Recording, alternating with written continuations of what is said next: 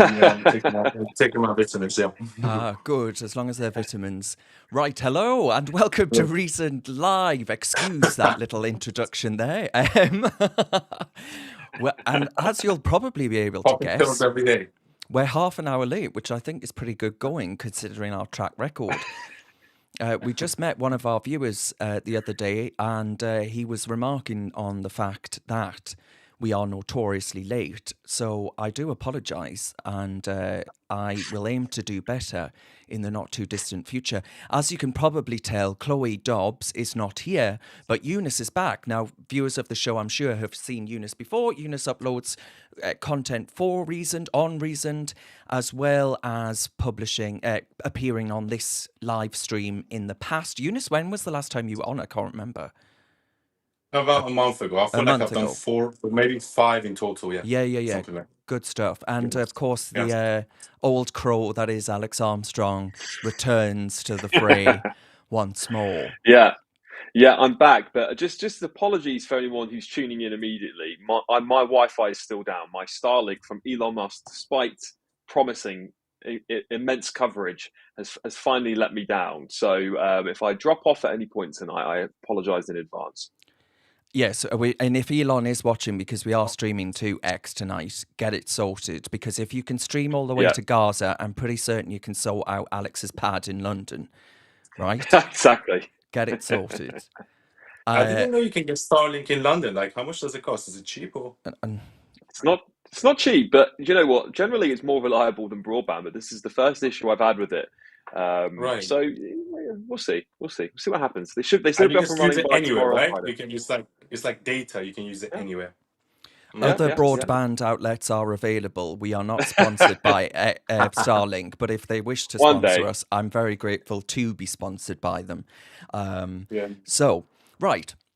Let's kick things off then with the Paris Olympics, which of course we've got journalists at GB News. I know that are heading off to Paris right now as we speak. So it's the proceedings are all getting underway, and they have the torch, of course, of light that's lit up with the flames. What's the actual word they use for it? I think it's just The the Olympic Olympic torch. flame. Oh, the torch, yeah. Yes. So the Olympic flame is lit and it's off on its journey to Paris for this year's ceremony. And I just want to show you where it's ended up.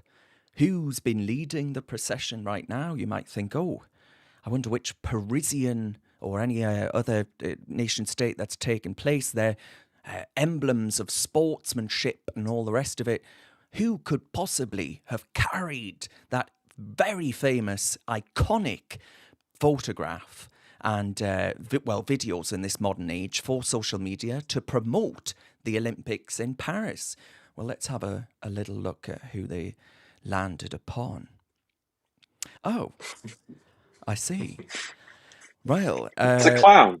they they used three different drag queens that carried the flame at different points along the relay route. Wow. Someone called Nikki Doll, there's a Miss Martini, and a Minima Geste. I think some of us can't geste much of what we're seeing going on these days with a lot of this. But there she is in all her glory, or should I say he. And off he pops. There's the lamp.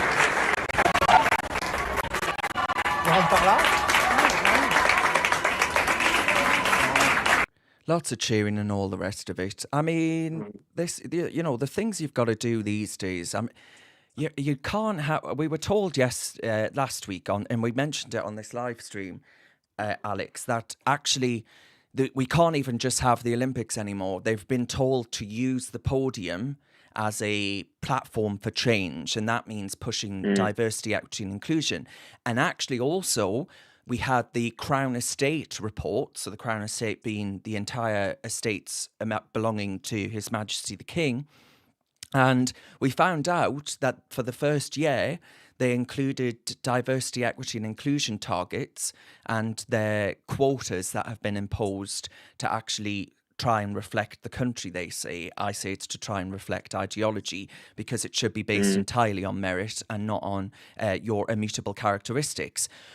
But this stuff is just pervasive. It's absolutely everywhere, you know? And I just wonder, I had hoped that we were reaching a sort of equilibrium where people just became so entirely, thoroughly fed up of this that they push back against it. But clearly that's not happening.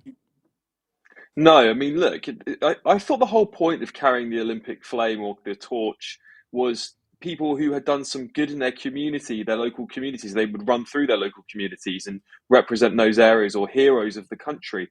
I don't know what a drag queen, unless that he has saved someone's life, is worthy of carrying that. They're hardly an Olympian, quite frankly. I mean, those breasts look pretty fake to me, and the whole thing looks bloody fake. It's a joke. And DEI is constantly used as a corporate weapon against the desires of the nationalities of people, that these companies, reside in, and they use it to push their globalist agenda. Quite frankly, it's there to bring everyone down to this level playing field that they see benefits a very small group of people. The problem that we've starting to see with that is you're getting companies like Microsoft. Massive companies like Microsoft now rejecting diversity, equality, and inclusion. In fact, they just sacked their entire team because guess what? It doesn't work. It makes everything worse. And interestingly, just the last few weeks, Bangladesh has been in a state of civil war over very similar diversity and inclusion targets that the government put on jobs. So we're starting to see that these DEI targets are causing more harm than good. They're suppressing people who should be getting these jobs based on merit, and uplifting moronic people purely based on their identity. I mean, we've gone backwards, haven't we? We've gone backwards. Well, absolutely. And Younes, as well as the Crown Estate, as well as the whole inclusion in the Olympics, you've also got the CrowdStrike antivirus software that caused the whole crash with Microsoft last week. Was it last week? Yes, it was last week. And it was Friday, wasn't it, that it all kicked off? And the Mail have done an expose saying that they actually were hit with a complaint over unlawful diversity hiring initiatives, and that actually it's maybe the fact that, they didn't get in these white male coders who can actually code this stuff properly and not have antiviral software bring the entire world to a complete collapse, proving why we need cash, by the way, in any economy. And they're saying that actually these racist DEI policies may have actually caused billions of pounds to actually be lost from the global economy. Yeah, and I mean, I think diversity, equity, and inclusion just doesn't make any sense. You should hire people based on their merits. And when you look at the NBA, or when you look at the NFL, even the England football team, France football team, majority of the players are black. Why? Because they tend to be better at football. They tend to be more athletic, right? And sport is something you can't really cheat on. So why do you try to cheat in other aspects and in other industries? Well, it's like the whole thing doesn't make sense. And back to your whole France Olympic thing, I feel like they should also bring a Hamas terrorist to, pass the torch to the next person, and bring an Islamist, and just to, be really inclusive. be really inclusive of all the, and what happened in France like 2 or 3 weeks ago with the whole protest and the whole far left movement. And it's just becoming ridiculous. Like, what's transgenderism got to do with the Olympics? And again, it goes back to this whole thing of women, men competing in female sports. All right, fine. If you want to have transgender, just have their own separate category in the Olympics. You can't be having men in women's sports. And look, we're going down a really dark path, and I've said this multiple times. With the Labour government, all of these things are going to be much more enhanced.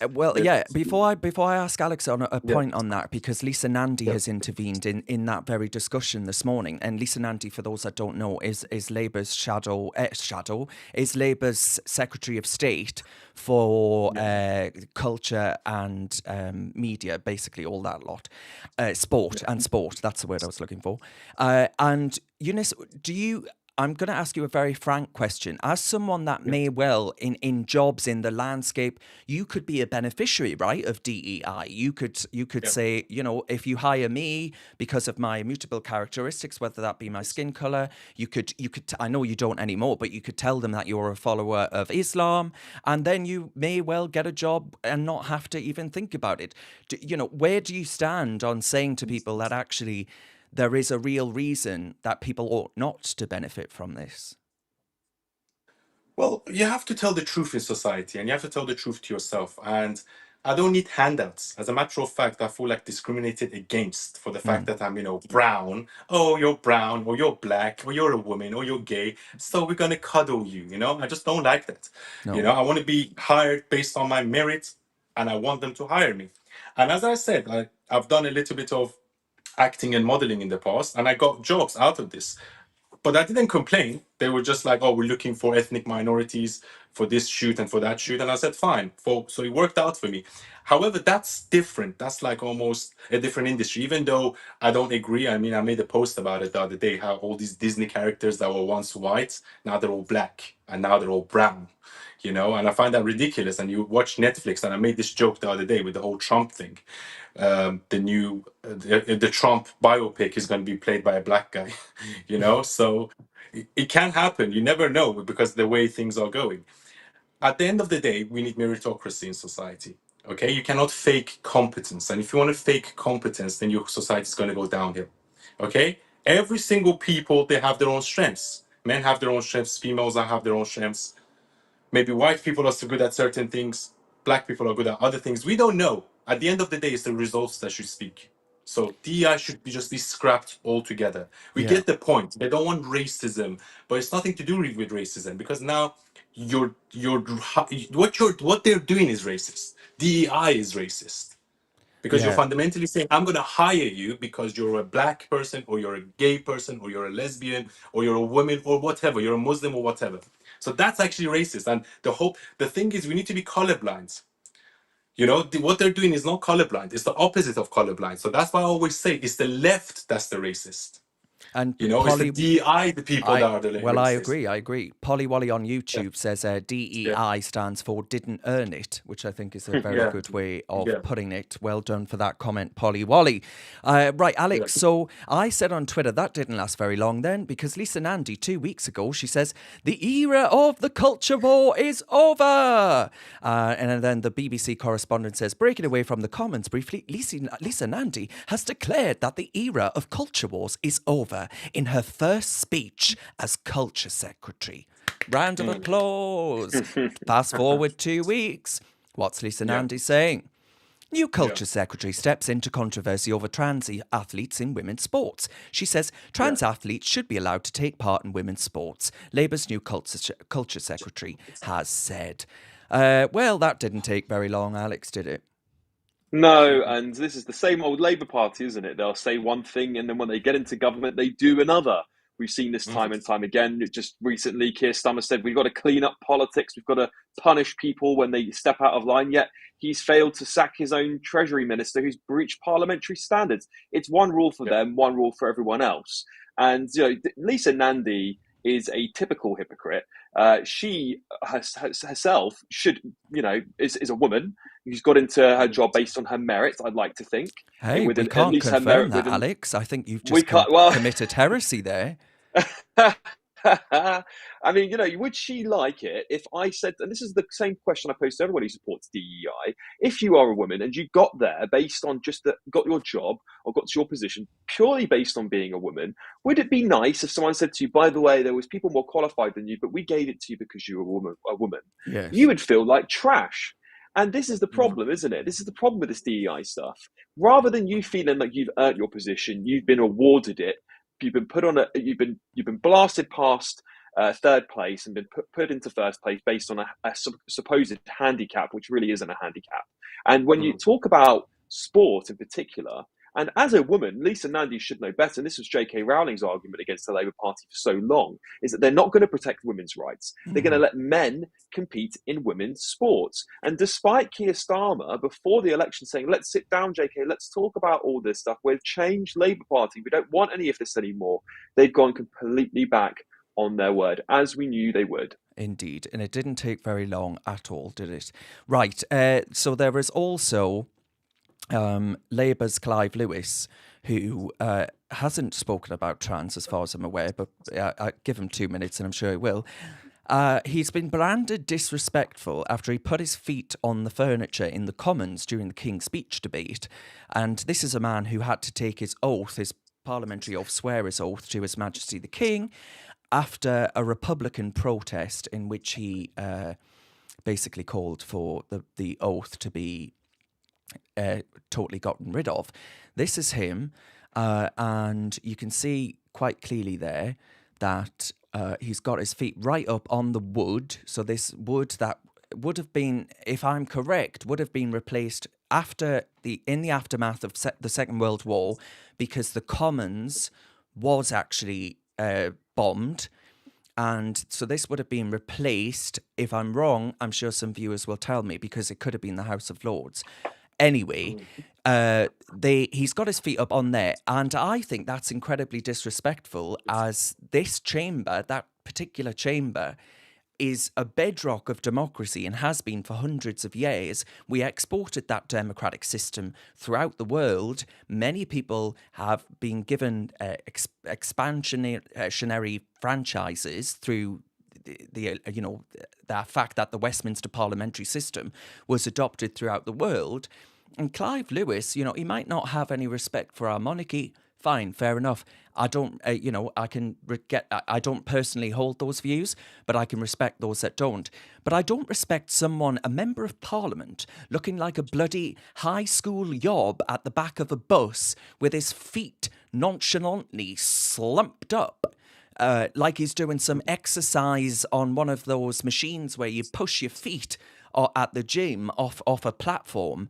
And he just looks so arrogant, frankly, about his position, about the fact of where he is. He doesn't give a damn. And I find that absolutely unforgivable. I think he is a total charlatan. I cannot stand the man. And actually, frankly, he is someone that waxes lyrical about all of this DEI stuff as well. Younes. Yeah, and I think the problem that we have in the West is that we have self-loathing, weak, politically correct leadership, and I feel like the fact that he shows so much disrespect to the king, he puts his feet up on the wood, there's a degree of self-loathing, there's a degree of disrespect to his own country, like he's not patriotic, and that image is then portrayed to other minorities that live in this country, and they're like, well, this guy is white, he lives in England, and he despises his own country, so why should we respect it? If you look at it from that perspective. So I feel like we need to restore patriotism. And I feel like Trump is doing that in America, because I feel like the left, the Democrats, they're all, they think America is evil and it's an evil empire. And don't get me wrong, America and the UK and Europe have done some terrible things in the past. But that was the trajectory of the history, and that's because they were the most advanced societies. And also Nigel Farage here, we need just more patriotism, because at the end of the day, look, we live in the West, right? We want us to be strong. Countries in the East, such as China, Russia, even Iran, they're very patriotic, the Islamic Republic at least, So they look at that and they're like, look, even their own people don't respect them. Even their own white man, for example, white British man doesn't respect them. So look how evil they are. So they use that as a fuel. We shouldn't give our enemies any fuel. Alex? Oh, I just can't stand this bloke. I can't stand him. He is everything that epitomizes the left, in my opinion. Entitled, disrespectful. He has no respect for the honor that it is to sit on those green benches. It is a high honor, and he should be he's representing his community by sitting in those benches, and he does them a massive disservice from the way he constantly undermines his own position and the sovereignty of the king and our parliament by behaving the way that he does. I have never seen anyone so in contempt of their own job. It's absolutely abhorrent. Do you know what, Lewis? Give it to someone else who wants to be there. If you're there just to take a paycheck, go find another job, because there's plenty of people who really Yeah. do want to be in Parliament to represent their constituents in a way that is respectful and that gets on with the matters at hand, of which there are many. Yeah. Yeah, and Yeah. also Jeremy Corbyn. Jeremy Corbyn, before he was being sworn in, he was like, "Oh, I can't be bothered with this nonsense." Or what is this nonsense? I don't know if you overheard him before he went to the Bible. He was talking Yeah. to an MP, and I think Jeremy Corbyn is an epitome of a left-wing Marxist, self-loathing leader. You know, and there's plenty of They those in the hate Labour our Party. own, Yeah, Younes, they hate our yeah, country. They hate everything that yeah. Parliament stands for. So Oh, why be and there? Go be an yeah, activist. exactly. I would love to be there too. But another thing, I was watching an interview with Jeremy Corbyn, and he was asked the question, English or Spanish, and he's like, Spanish. I was like, what? Yeah. You was born in England. You're English. He's like, have you seen that interview? It's like English or Spanish, and it's like Spanish. And then the next question is like, oh, uh, if you like Israel, move. And then he just stood there for like 2 minutes without moving. Well, there are a I don't lot know if of you them see that like that, interview. I'm afraid rather. But right, Yeah, so also sticking with Labour for a minute. So yeah. Sadiq Khan hired this fella. Now, I've actually met and debated this fella in the past, and it's Mr. Corbyn. And Mr. Corbyn has been elected. What is his actual title? He's Sadiq Khan's environment chief. Now, if you look, and I think it was the journalist Charlotte Gill who first clocked this, but it's been put together by the Times now. And this chap here is succeeding Shirley Rodriguez, who left City Hall in May after 8 years working on clean air policies, including the ultra-low emission zone, which is much hated, of course, and you have the phenomena with those actually sawing down the Blade Runners is what you call them, sawing down the much hated Younes cameras that try and catch people out and make them pay these extraordinary fines for driving their vehicles. Now, he was he actually was a representative of the Stoke Newington ward in Hackney, which is Diane Abbott's parliamentary seat, and he's going to be paid £148,000 a year in this post as the Deputy Mayor of London for Environment and Energy. It was How much? announced last week. £148,000 of your money. Wow. So he's And getting paid more than the Prime Minister. well, yes, actually, it will be, yeah.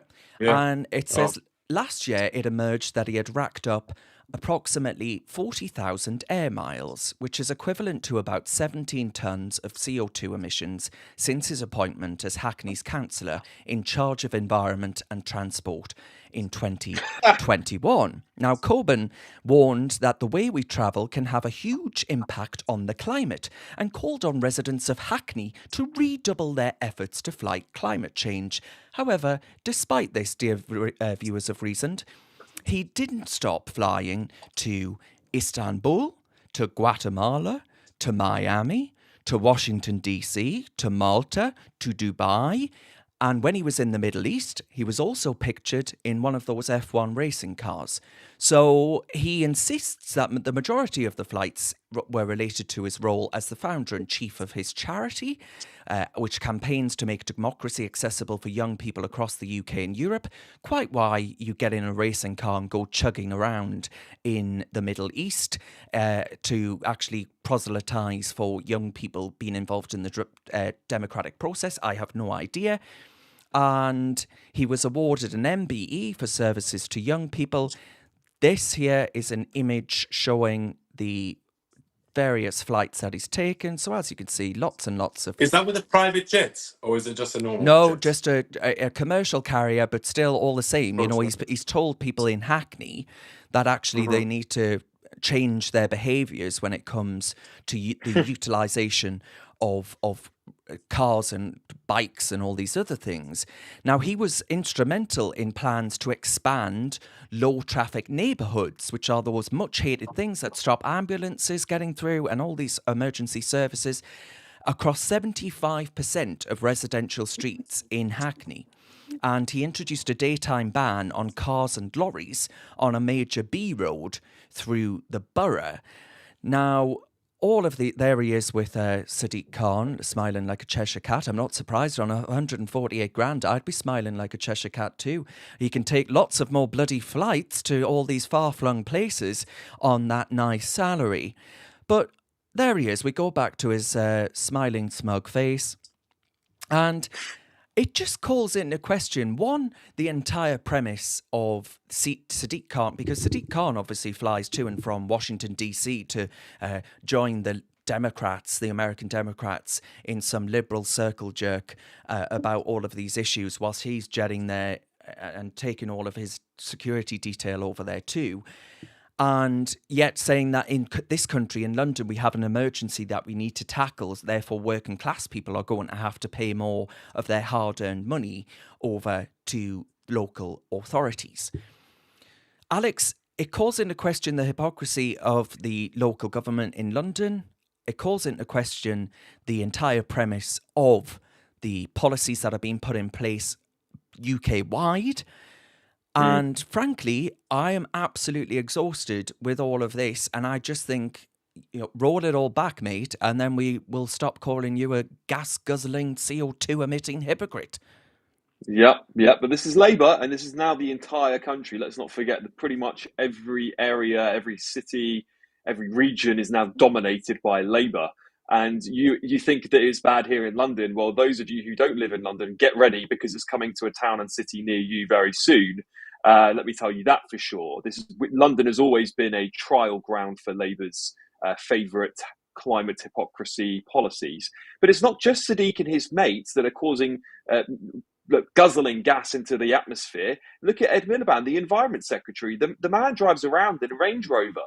Yeah, well, it appears in videos as if he's walked there to his wind farms. I mean, this is the entire basis of the Labour Party. They gesture, they virtue signal to make you believe they're better people than they are and that they're morally righteous. I mean, even Keir Starmer flew over to Germany just to go and watch the England game. Well, if he's so conscious about the climate, why doesn't he get on the Eurostar or get on or some other form of transport over there? This is the problem, isn't it? You can't take lectures from people who don't even do the things that they tell you to do. They want one rule for them in the elites and another one for you, the people who are suffering at home. They're going to do the same thing with this great British energy, where they're going to put your prices up into record highs to make you pay for their stupid policies that aren't going to benefit anybody, or to just gesture signal to the global elite, saying, look how great we are, we're following your agenda. Adam says the biggest GMB scaremonger of all, Jim Dale, who is the sort of doom and gloom, ringing his bell. He was on, I assume, on GB News complaining about the planet, and he was reporting from Thailand. And Adam says, bloody hypocrite, his excuse is he offset his carbon footprint. Yeah, bloody right. I mean, God, what did he do? Go and set up some organic farm? The problem I have with Jim Dale is I actually believe he is a moron. That's a big difference. I don't believe he's virtue signaling. I think he's just stupid and believes that he has done so much good for the world through printing all of his books that I'm sure chopped thousands of trees down for, that he seems to be able to fly around the world and spread his message. Younes? Well, the funny thing is, I remember this Ricky Gervais monologue in the Golden Globes like 10 years ago, where all these celebrities were coming up and they were talking about the environment and they were virtue signaling. And when Ricky Gervais went up there, he was like, you guys came here on a private jet. You haven't lived in the real world. You talk about the whole ecosystem. So next time you win an award, come up here, thank your agent, and fuck off. Meaning, don't talk about politics. Like you're in no position to lecture us about anything because you're far worse than us. And even Meghan Markle, for example, Meghan Markle goes and trashes the royal family, talks about the environment. Yet every single time she travels, she's on a private jet. Greta Thunberg, she tried to go on a boat one time. She got seasick and she came back. So all these people, and I don't even know why they're setting these agendas that they cannot even follow themselves. And the whole net zero thing is a scam. It's a lie. There's an environmental hoax. Yes, we have to look after the environment. I consider myself an environmentalist. However, what they're saying is actually damaging the environment because batteries need power. Where does that power come from? If you want to get rid of plastic, you have to cut down trees. And also the whole net zero thing, I've said this before, you're just exporting it to other countries. You're exporting the carbon to China and India, and we all live on the same planet. So you're not actually Hmm. cutting carbon emissions. You know, Yeah. the Yeah, whole thing doesn't make Whilst sense, and getting it's just rid a of globalist working slant. class And these jobs in people are, Scotland. yeah, exactly. And let me one last thing about this, right? I was doing question and answer on my stories yesterday, and one person asked me like, "Oh, how do we save the West?" And one of the things is defeat wokeism, defeat Islamism. But the third thing and the most important thing is for the West to become energy independent. Yeah. Okay, and because as if we're not energy independent, then we're going to rely on countries like Russia to give us gas. We're going to rely on countries like Iran to produce us oil, and then we have to export it, which raises the price for the consumer when we have it here. We have oil rigs in Scotland, and there's plenty of it in America. So and that's like natural wealth that you can use that will enrich everyone. It's already enriched all these sheikhs in Saudi Arabia and Iran and Dubai, and they live in a luxury life. How do they live in that luxury life? Oil. And we're so stupid. We have oil here. Well, not as much as them, but well, America has plenty of it.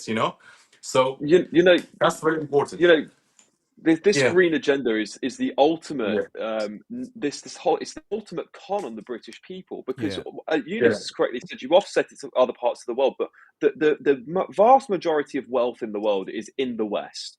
So what happens Yeah. when you remove our ability to produce our own oil? Well, you have to then charge us more to import that oil. The oil Yeah. companies are playing the public for fools here because they can actually benefit more from us having no self energy and no energy independence. So they can charge us Yeah. more where the wealth is to get that oil. Do you think places like India and Mm. Pakistan have as much money as we do per person, per capita, to afford expensive oil? No. So it actually No. works massively in the oil companies' benefits to have this green agenda. And I can guarantee you, I mean, you just only got to look around you. BP petrol stations closing down and turning themselves into electric ones. They are in on this. This is the greatest con in history. And in hundreds of Yeah. years' time, people will look back and go, I can't believe so many morons bought into it. Yeah. Yeah. And like ESG and DEI, it's all part of the same bloody sorry little Exactly. agenda. Yeah. Right. Okay. So we'll move on to talking about the whole saga that kicked off in Leeds, and this will lead on to quite a few various things that we have to talk about today. Now, Mhm. the tip off that started off in Leeds last week was 4 Romanian Roma children were taken into care by police over fears that they would leave Britain before the suburb of the city, Hare Hills, that's the suburb of Leeds, burnt down. Now, they were forcibly taken into care by the cops in an Mhm. incident which actually was the catalyst for what took place. But it wasn't obviously all Roma people because there aren't enough Roma people for there to have been that many people to take to the streets. And I certainly don't think, for example, that it was Roma people on the streets shouting Allahu Akbar when the bonfire was burning, pictured here in that picture there on the Daily Mail. You can hear it here in this clip. Oh my fucking dude. So I've heard lots of media commentators and I've read lots of pieces on this, and a lot of them are saying, you can't blame the Muslim community in Hare Hills because actually this all originated with the Roma community. Now, it might well have originated with the Roma community, but then I don't think that actually you can lay the blame exclusively at their door, given that it was obviously, as I've just shown you in that clip, populated by Muslims when it came to the burning of the bus and then other things.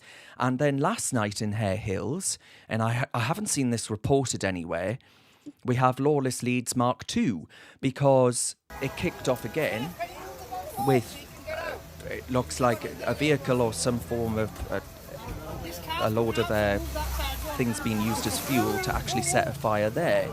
The police moving people on, cordoning off the street, and again it gets people out onto the street, gets them interested in what's going on.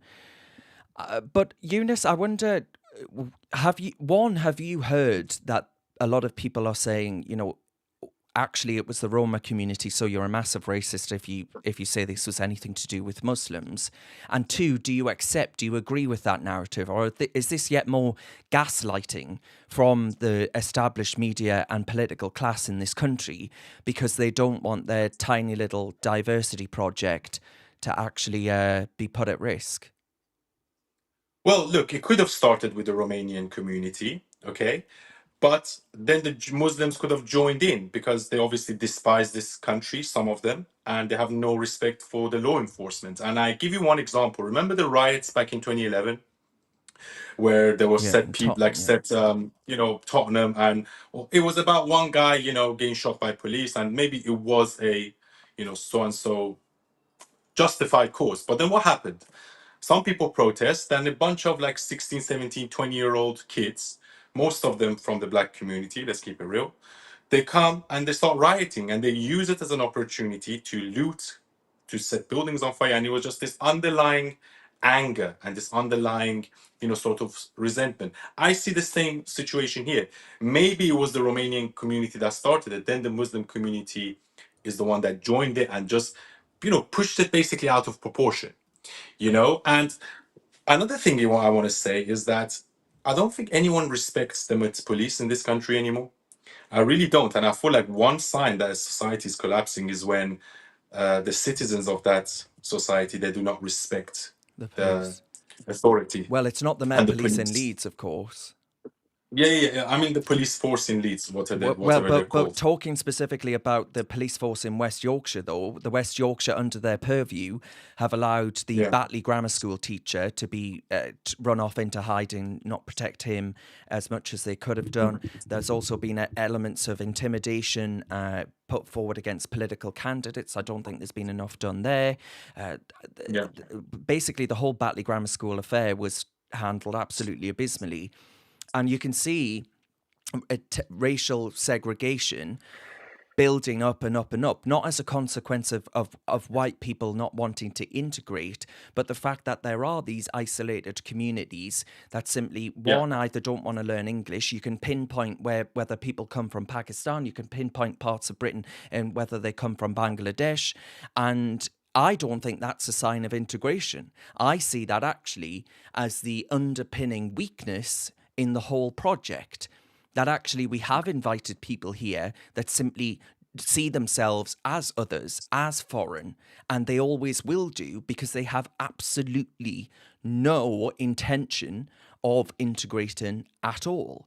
And if you don't get that integration, as we did with the Windrush community that came over, obviously very much smaller numbers, but Tony Blair opening the floodgates and then now turning round and saying, as he did in an interview not too long ago, there are certain communities in Britain that simply do not want to integrate. Well, mate, you did this to us, and I have such complete and utter contempt for the politicians that, one, did do this, but two, that have aided and abetted it along the way, that allow the hundreds of thousands of people to actually come to this country from parts of the world that are just fundamentally different from ours. Because I do not think multiculturalism works. And I think the evidence is borne out in places like Hare Hills. And Alex posted a video of a woman who was shouting with a full heart, and you could see the look of despair in her eyes, talking about the fact that her community has been completely ruined, Alex. Yeah, a really, really brave thing for her to do. She's only a young woman and a mixed race woman. Might I add, not that I like to talk about identity politics very much, but the left would have absolutely hated that. A young mixed race woman standing up in a literally a crowd full of men saying that the British don't run anything round here. We've opened you into our community with open arms. We've given you everything. And this is what you show back to us. And she's absolutely right. She says, we don't want this. We want peace. We've invited you here. We love other nations. This country's been extremely welcoming, but we're seeing that generosity being thrown back in our faces constantly. There's many people. I'd love to know what the employment rate statistics are in Hare Hills, because I suspect it's rather low. But there's many people who live off of the state, paid by taxes of people that do come to this country legally and do work hard here. And it's a slap in the face to immigrants that do come to this country. My stepfather was one of them. Came here, has worked his entire life, worked his arse off this entire life, and integrated and assimilated into our society. He puts all of those people like those in Hales, put them at risk. And also, if we're talking about Muslim involvement and the Muslims community involvement in Hales, just go and see who the councillors are in the area. You'll get an idea of who is voting, who's being voted in. And I can just tell you the two parts. Mothin Ali is the Green Party in Gibson and Hare Hills, and the other part of Hare Hills, which is Gibson and Hare Hills, the other councillor is Ashgar Ali. So you can't tell me that there's no Muslim involvement in these riots. I'm not saying they started it, but they certainly were, apart from Mothin Ali, who does seem like he was trying to at least calm some of the protests down. Whether that works or not, I don't think it did. But you can't just say it was all the Romas there.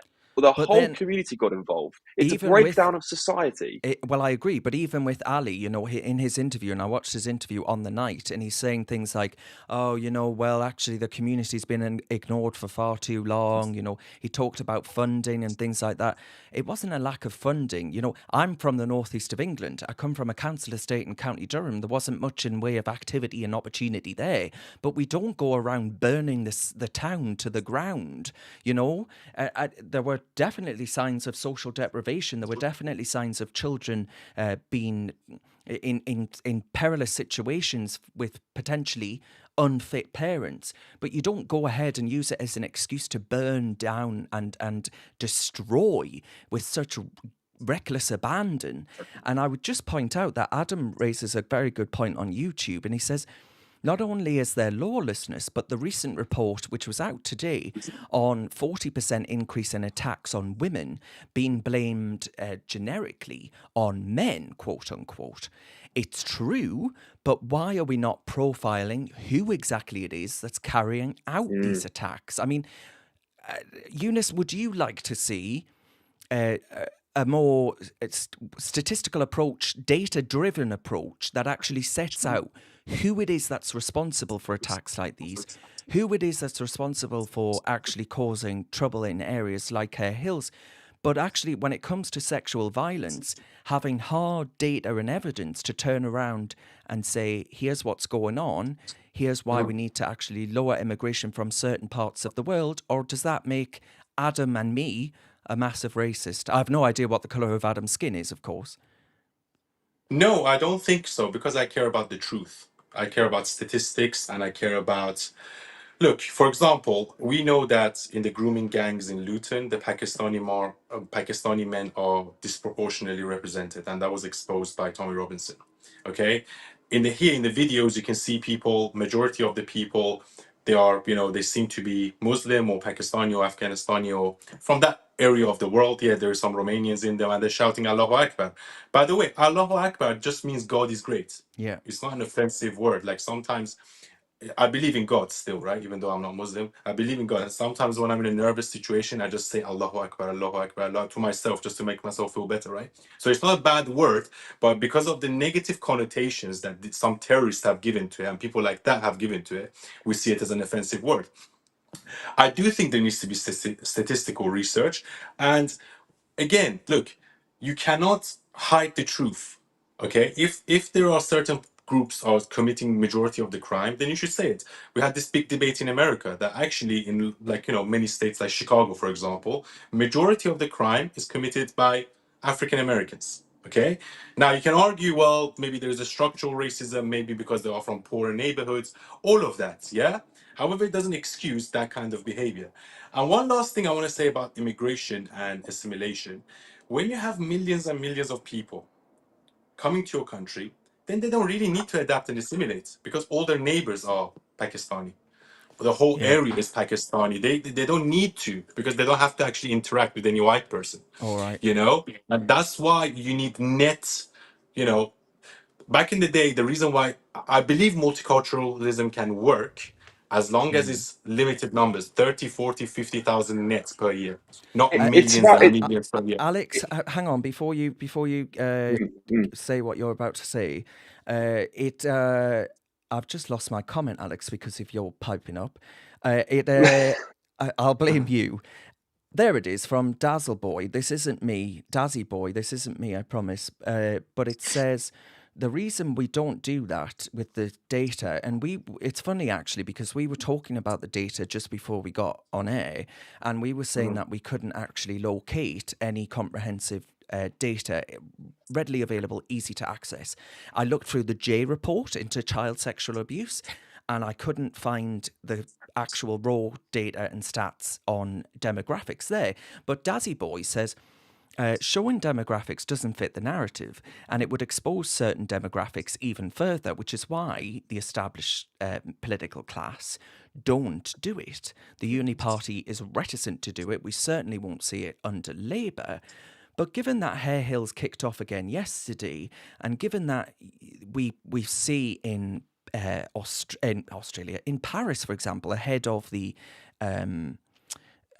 Olympic Games, that there was a woman raped in Paris, and she enters a kebab shop here, and she is met. She goes in, and this guy here is reportedly, allegedly, one of the assailants who actually raped this woman. Now, he walks over to her here, which is what you're seeing on screen, and he pats this woman. And then this woman shouts to notify everybody, whilst he's brazenly ordering his chicken, shouts to notify them that he is one of the people that did it. Now, then they get the police, and these very nice Parisians look after her. And I think that's great. But do we not need, perhaps even collectively, to collate this data to show who is committing these crimes so that we are best able to actually combat it and set immigration policies that suit the environment that we wish to live in? And frankly, I don't want to live in turning towns into shitholes like Hare Hills, because there would have been men and women that were involved in getting Britain through 2 world wars who didn't burn their towns to the ground like this. It is a recent phenomena. It is something that has come as a consequence of immigration and lack of integration.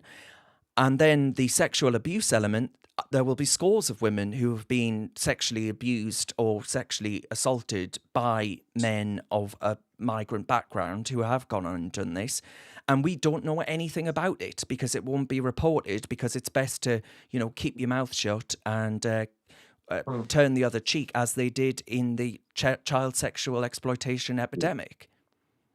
Yeah, look, you nailed it, Darren. There's a reason why the demographic data isn't put out. And as Dazzy Boy correctly said, it's because it doesn't fit the agenda. And what they want to do is continue to bring more cheap labour to this country, to increase the taxable population. And they can't do that when the native population, the majority of the population, are looking around them and going, but you lot are committing disproportionate levels of crime. And when we talk about Paris, it's a great example, Darren, because the crime statistics by ethnicity have come out in France. And what did it show?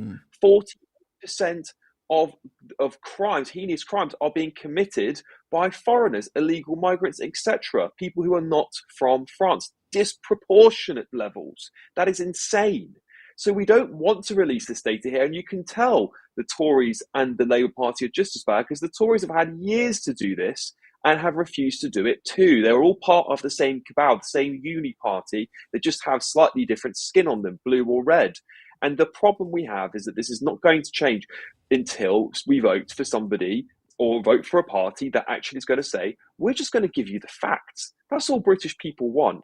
The good news is, though, Darren, is that we aren't stupid. British people are not stupid. They can look around them with their eyes. They can see what's going on, and they're rejecting the narrative en masse, which is making these people in Parliament double down on their rhetoric. They're going to double down on the censorship in this Parliament. Just you wait and see. And they're going to double down on control. But the great thing about them tightening their grip is that people will start to resist even more. And I do think this culture war that Lisa Nandy says is over is just getting started. And you'll see the rallies on like the 27th of July that are going to, again, show the support. Yeah. Ali rather says there have been riots in Hare Hills for almost over 40 years, and well, yeah, I mean, what started in that period, it Yeah, just but Darren, you just touched on something very important that I want to speak about. You said that, there's probably not a lot of jobs in Leeds, and most of these people are on benefits and they're probably on state housing. So literally, the government's giving them money, the government's giving them free housing, and the only gratitude they have is to come and riot and set the boss on fire. And this is what I mean. There is a lack of respect for the government, even from migrants. And the great replacement theory, I think, is true. And I think it's a globalist agenda. Unfortunately, we have Keir Starmer, which is a globalist stooge, and so was Rishi Sunak. And these people are, these type of immigration is going to take you down. Because trust me, when I tell you, because when I was living in Iran, for example, we had a lot of Afghanistani kids coming to Iran from the border. And I'm not discriminatory, but like some of these kids, they had some extreme views. Like they viewed women as second class citizens. yeah. They because they grew up in such a tough environment where there was just brutality. And so of course when you immigrate, and I'm sure, look, some of them are amazing people. I have a friend of mine, he's from Afghanistan. He started a business and now he's a multi-millionaire. He opened one of the biggest restaurants in London, and he came to London when he was 17 years old. So of course they're not all bad, but it's the law of averages. When you have millions and millions of people coming from extreme backgrounds, whether it is Africa, whether it is Afghanistan, Syria, over time you're going to have problems, because not all these people are going to contribute, and they're going to come with extreme views, some of them with extreme Islamic views, some of them with a lot of trauma, with a lot of PTSD, and that's the result you might get. Yeah, absolutely. Right. Also, speaking of combating immigration, and not just on the collation of data sets to actually give us an interpretation of what's going on. I mean, people are saying online that it's always been a very poor area and known in Leeds for being rough. Well, yeah, mate, there are lots of... The Northeast is one of the most, is the least well off in the whole of England, but we don't go about doing that. What is the thing that we don't have that Hare Hills does have? Let me think about that for all of 2 seconds. Oh, right, yeah, it's certain communities. And I'm going to say that. I don't care. Stick that up your pipe and smoke it. Right, but what I did want to talk about was this shift from the Labour Party to shift from the Home Office actually saying illegal immigration, which is what would have happened under Suella Braverman, to actually calling it irregular immigration. Now, this has been the watchword of the activist mass migration set of sort of lefty liberals who've wanted to change this language to be more nuanced and more accurate in their opinion. And it's provoked a lot of strong opinions. And actually, I said it's a sign, it's a mark, a declaration of intent that the Labour Party has absolutely no qualm whatsoever. We found out 90,000 people will be allowed to apply for immigration, for asylum in this country. That's 90,000 people who have arrived here, primarily men, fighting age young men, to actually apply for the right to remain in Britain. That's access to your housing, that's access to your dentistry, that's access to your NHS, that's access to your schools, that's access to your benefit system, anything like that. Bang, bang, bang, bang, bang. Another 90,000 people added into the mix. And that's what I gather from this. We are taking control of irregular migration. Speeding up asylum processing by granting them what is de facto amnesty, their right to remain in this country. Launching Border Command, well, we already had one, and guess what? The chief just resigned, saying, no thanks, I ain't working with the Labour government, working with international partners. Oh, let's think about that for all of 2 seconds. Why don't we consider sending France £500 million?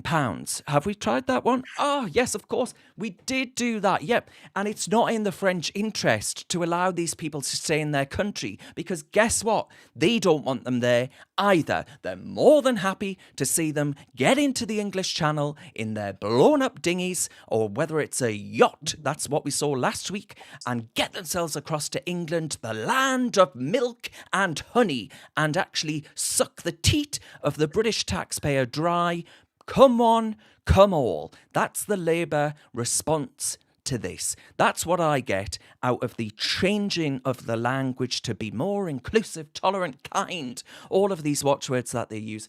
I'm damn well sick of it, and I think a lot of people in this country are too. And it's about time we voted for change, which is exactly what Alex, you were saying earlier.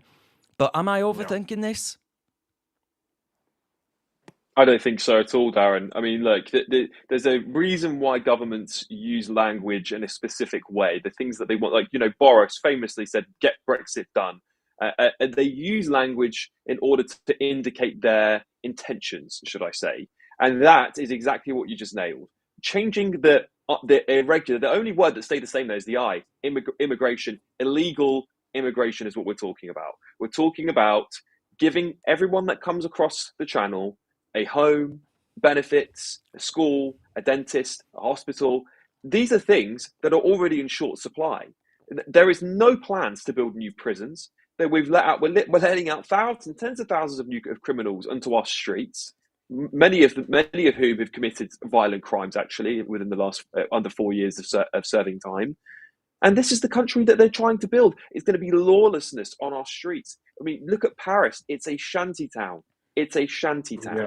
That's what's happened to France. That is what's coming to England. And now that Keir Starmer has changed this policy, it's not. Now that Keir Starmer's changed this policy, you're going to see the results of it. But I get, the only benefit to this, Darren, is that now people will really see what truly living under a Labour government's like. Because this smash the gangs, MI5, James Bond level nonsense is going to get us nowhere. We're going to give money to corrupt governments in Africa and the Middle East. They're going to do nothing but send them more of our way.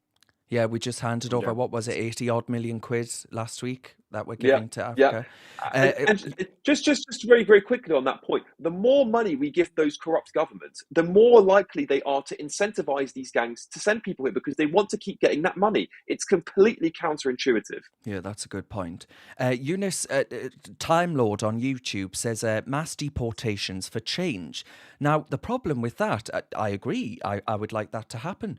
But Younes, the problem is that, of course, Sir Keir Starmer is a former human rights lawyer who was given a gong by Her Majesty the Queen for his trouble, a human rights lawyer that's defended some of the most grotesque people to walk the land, and he's hired a load of human rights lawyers put them into the Lords to give them Secretary of State positions, so they're in charge of British law, and he will never ever let Britain leave the European Court of Human Rights, which of course binds the hands of the United Kingdom's electors from actually being able to bring about proper immigration controls and deportations of those who arrive here illegally, which is the only way that you would ever be able to stop the flow of people entering the country illegally.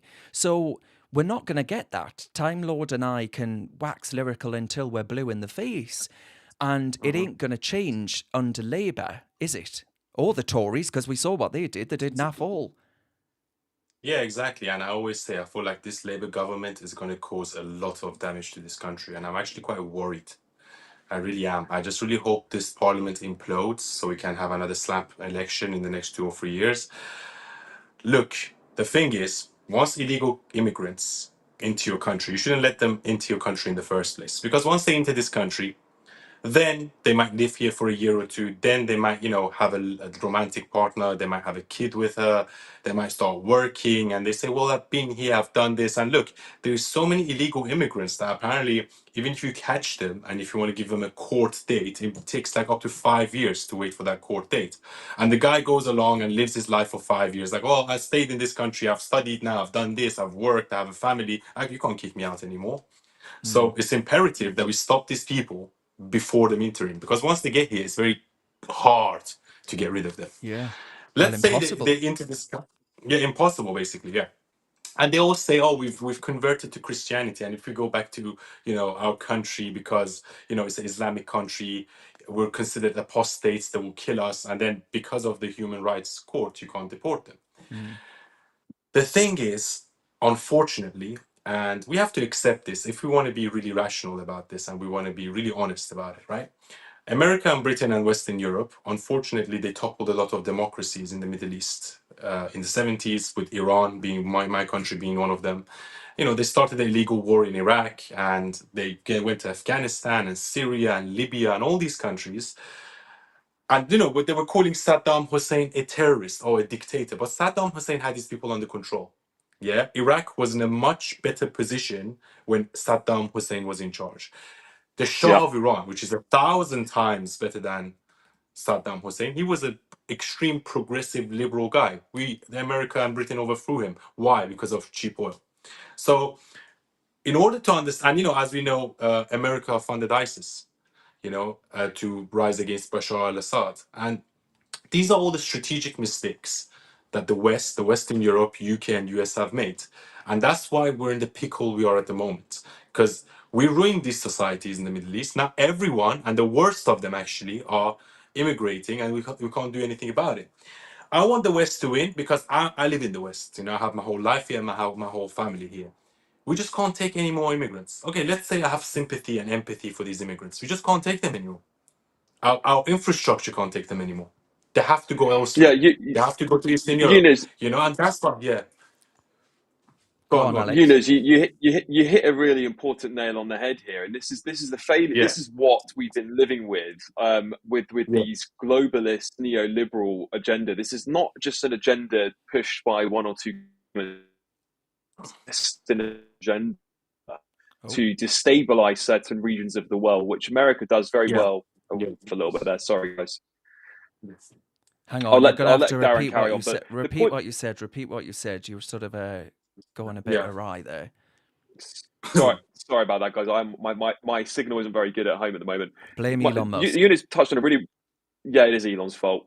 Younes touched on a really important point. There is a global agenda from Western governments across the world that is led by America, unfortunately, Yeah. to destabilize regions of the world. The Americans do it very successfully in South America, but we also have been doing it in the Middle East, and we have to take responsibility for that. We have to look at our governments in the eye and say, we do not want you interfering anymore in foreign affairs. This is what Trump's biggest policies.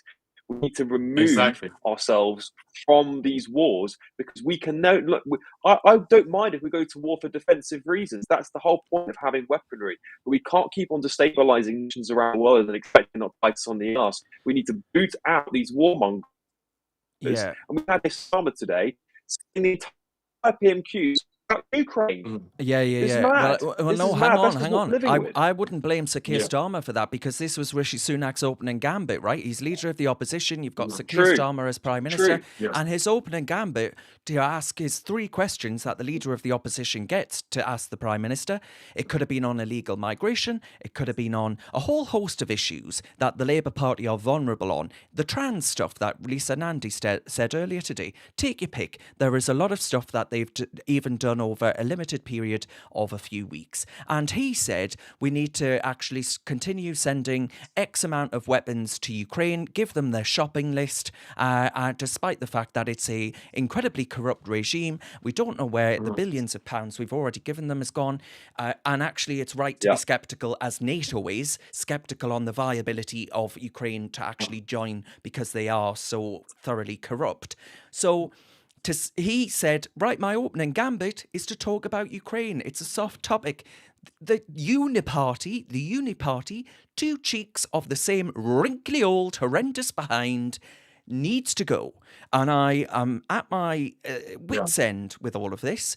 So yeah, I don't think you can exclusively blame Starmer there. It's True. the This is why neoliberals. they're so afraid of Trump. Yeah, exactly. It's the neoliberals that are now morphed into the globalists, and that was the world order after World War II. And we had this new wave of neoliberalism all around the world, but their time has come and gone.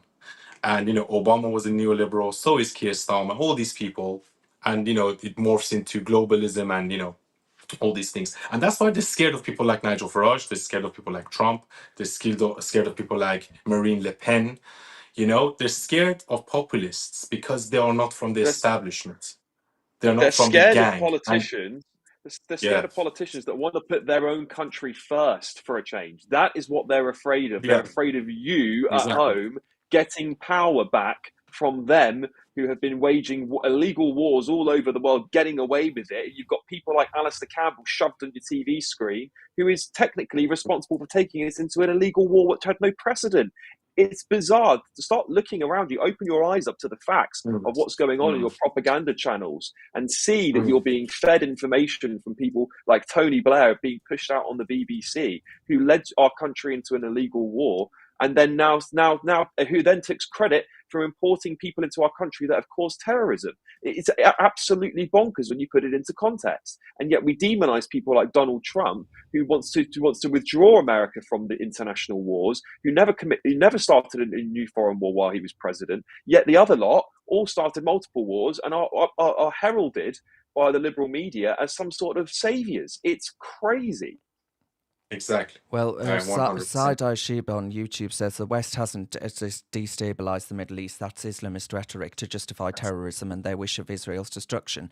We should be supporting No, but Israel that's and not true at democracies all. around the Because, world. well, Go on, first of then. all, I don't know who this guy is. I feel like he needs to watch my content. I'm actually very pro-Israel and I'm anti-Islamist and I criticize Islam a lot, right? However, there was Winston Churchill wrote a letter to Queen Elizabeth, and in that letter, he said that Islam is the biggest threat to humanity.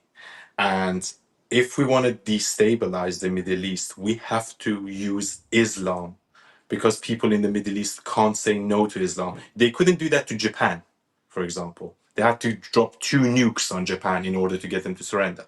But their foreign policy was like, well, if you want to overthrow a democratically elected government that is prospering, like the Shah of Iran, let's say, let's go and recruit a cleric, Islamic cleric called Khomeini. Let's fund him. Let's use Islam and make the Shah look like the devil and make this Khomeini guy look like a saint. And then we're just going to use Islam to overthrow him, right? Go and look at the pictures. I dare everyone, go and look at the pictures from the 1960s and the 70s of Iran, of Afghanistan, of Iraq, of Lebanon. And you'll be amazed how liberal they are, how open they are, how women are just sat by the beach drinking a cocktail.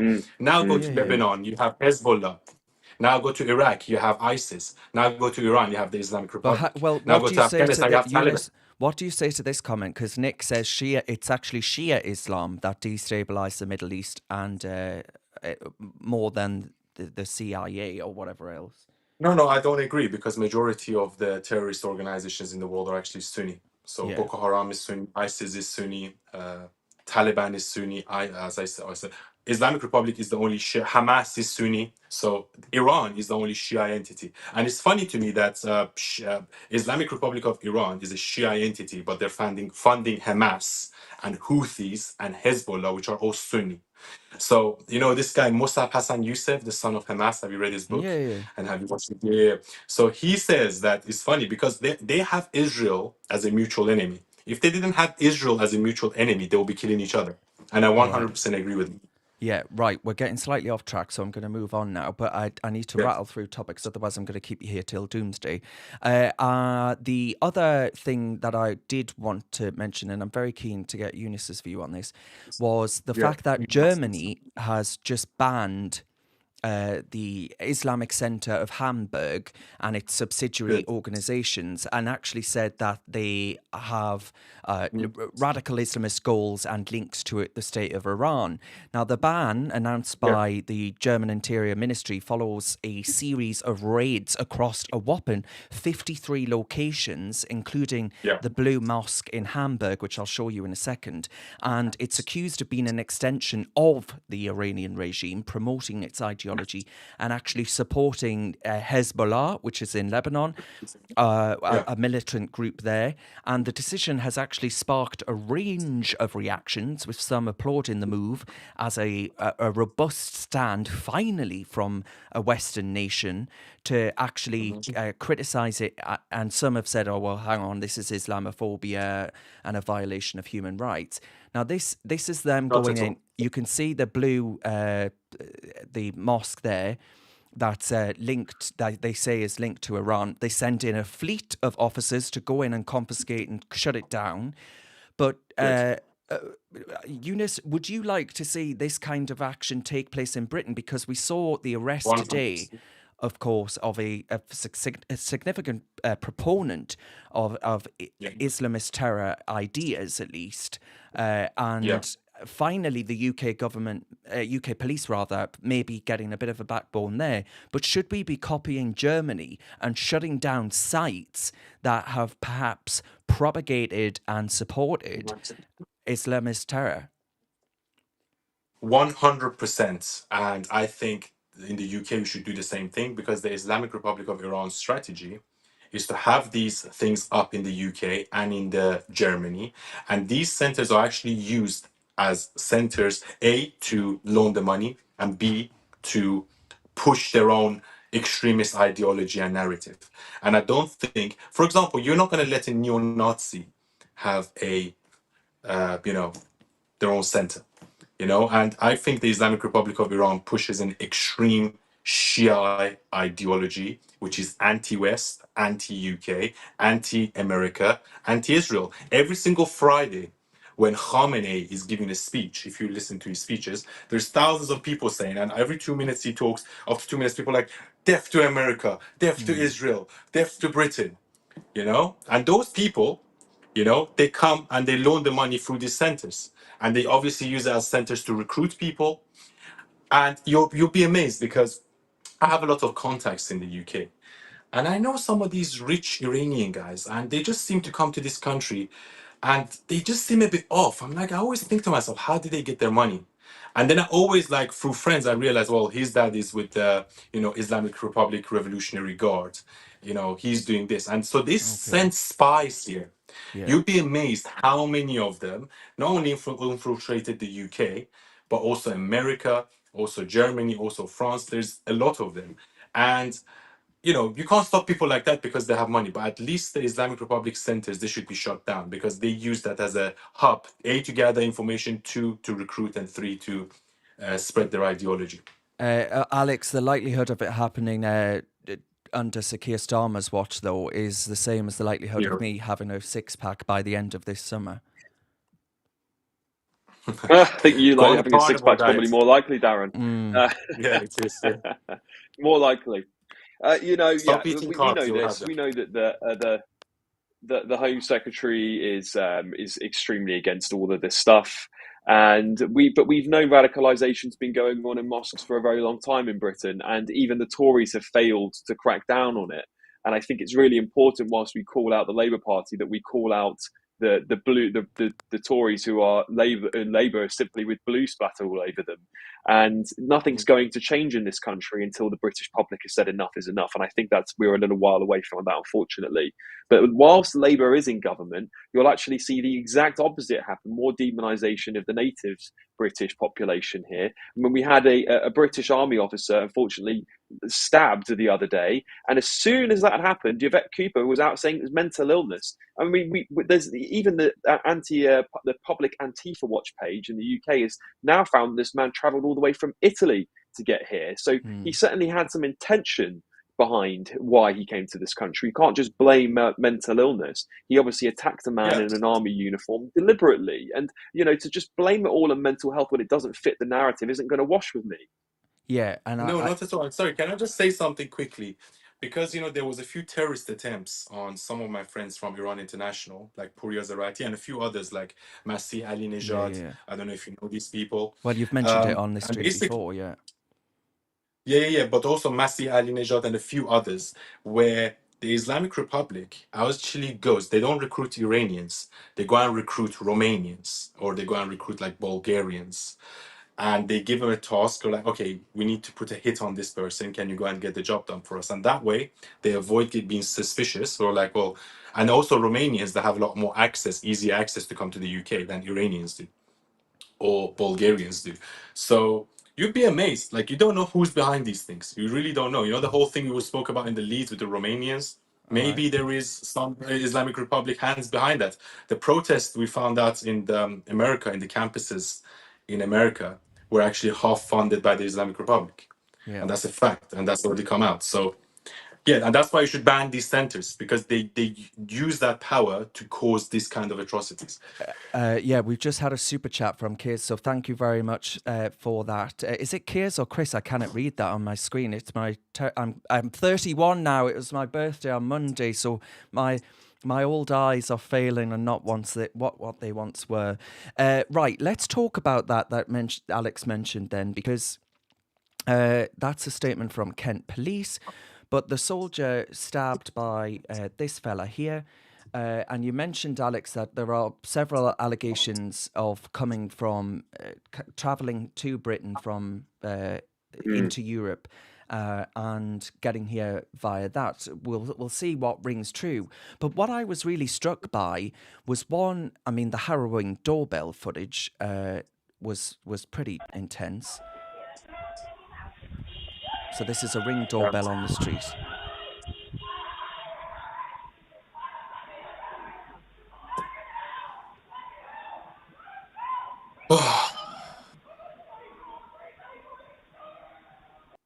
So the two men there stood at the door. Now, a lot of comments was, I posted this, and a lot of comments were saying, why are the two men just stood there? But, you know, we all react in different ways, I guess. And you can hear the screams, oh my God, oh my God. And that's his wife, apparently, in that. She had just arrived home to find her army serviceman husband had been knifed by this fella that we've just seen in that footage, and they've got him here. And that's Lee Rigby on the right there. And the case is eerily similar to that, where the two men involved in that particular episode went to an army barracks and they ran Lee over and then stabbed him to death. God rest him. You know, that was just 11 years ago, maybe 12 years ago now. Yeah. And this fella here plunged his dagger. I say dagger, more like a bloody sword, the length of the damn thing. It was a 10-inch knife. And oh wow. He stabbed the guy several times, 12 times, I think it was. And it'll be a miracle if the man survives. And, you know, I hope to Almighty God that he does. But I was really struck by the statement from Kent Police, because you just mentioned, Alex, the reaction from the Home Secretary, Yvette Cooper. And by the way, announcing that she is the Home Secretary always makes me cringe internally, because I just think she is so ill-suited to be Home Secretary. But they put out a statement and they actually said that hang on, I've got it here on my profile. The problem is with me tweeting so bloody much is that I always lose things. There we are. And I said, Kent Police, and this is from Kent Police, the investigation has been supported throughout by counter-terrorism policing South East as we work to establish the full circumstances. Now, Alex, you say there are whispers and rumblings that maybe this man travelled through Europe to get here, and that he didn't have the right to actually be here potentially. At first, the immediate statement when I woke up this morning was instantly, this is a mental health episode. And now we read that Kent Police have had counter-terrorism policing Southeast involved. So why then were we immediately told, you know, oh, well, this is a fella who ain't white, so we better say it's a mental health episode? Yeah.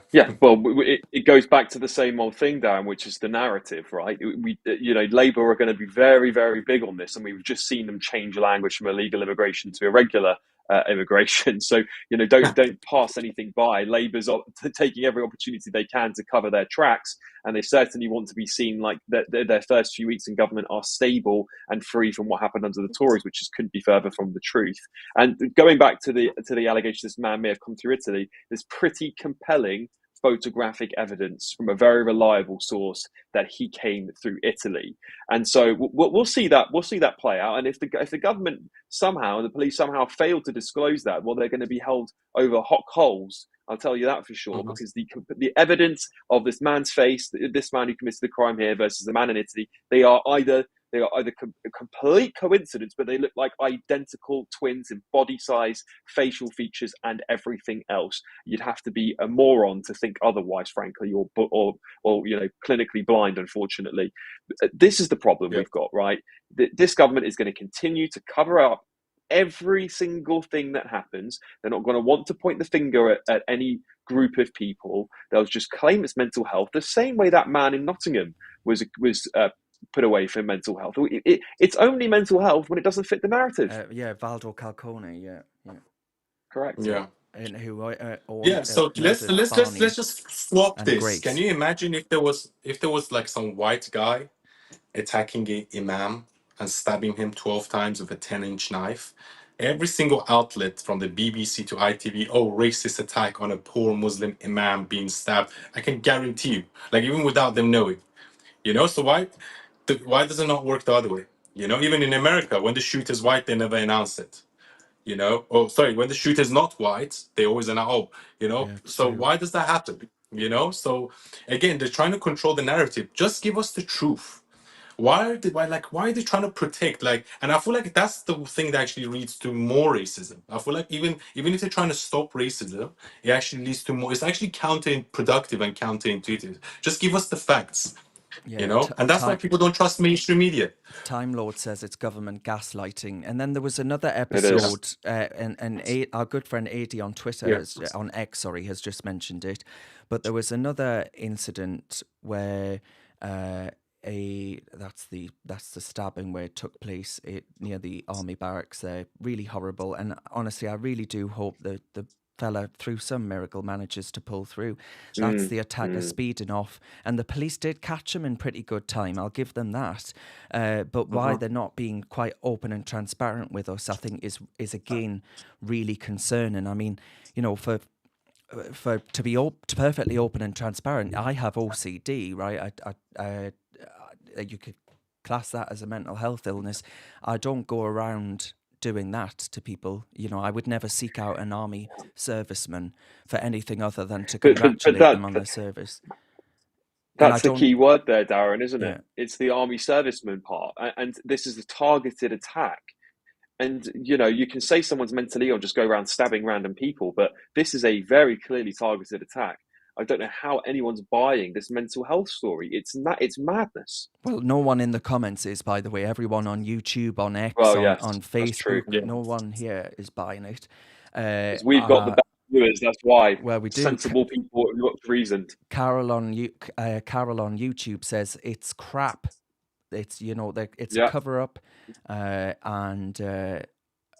well, right. Let's have a look at the other episode because I'm conscious of time, and this is it. And Patrick Christie's, my colleague at GB News, said the police. This was an event that took place in Manchester at the airport, and police have said in their response. I'll just read out their response before I show you the video. They've said that, for you. What? Oh, that's me. They have said the. Let's go here. Officers were called to reports of an altercation between members of the public in Terminal 2 at Manchester Airport. Whilst attempting to arrest one of the suspects of the earlier altercation, 3 officers were subject to a violent assault where they were punched to the ground. A female officer suffered a broken nose and all 3 were taken to hospital for treatment. As the attending officers were firearm officers, there was a clear risk during this assault of their firearms being taken from them. 4 men were arrested at the scene for affray and assault on emergency service workers. We acknowledge the concerns of the conduct within the video, and our Professional Standards Directorate are assessing this. And my colleague Patrick says police say this was their response when someone broke a female officer's nose and 2 other officers were sent to hospital after being attacked. In those circumstances, I think a kick to the head seems fair enough. And that's what happens here. Let's just watch the clip. Oh, shit! Oh, move up!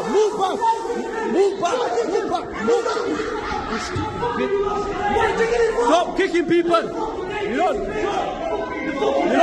on camera. Oh shit! Shit! Leave him. Move back. Shut up.